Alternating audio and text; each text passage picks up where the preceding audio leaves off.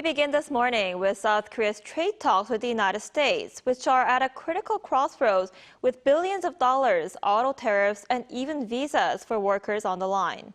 Our Moon Hye-ryeon has the details on the progress made during the trade minister's most recent visit to Washington. Minister for Trade Yeo Han-koo is back in Seoul after high-stakes talks in Washington that could reshape tariffs, investment, and even visa rules between South Korea and the United States.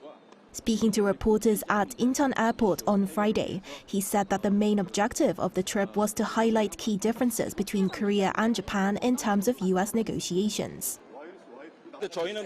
We are presenting various objective data and analysis to make clear that Japan and Korea are different, and we are doing our best to persuade the U.S. side.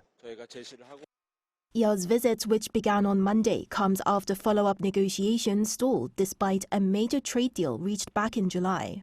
Under that deal, Seoul agreed to invest $350 billion in the U.S., while both sides pledged to lower tariffs on autos from 25% to 15%. But the deal has yet to be implemented.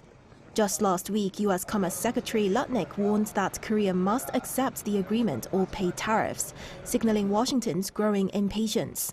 Japan, which sealed its deal earlier, committed to a larger $550 billion investment and signed a memorandum that heavily favored the U.S. in profit sharing.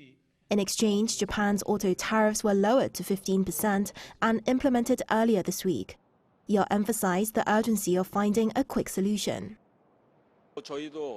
We fully recognize the seriousness of the situation, and we are making every effort to resolve the issue as quickly as possible.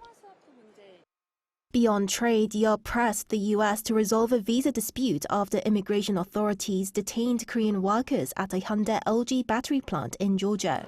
He wrapped up his remarks by reaffirming Seoul's stance that national interest remains the government's top priority.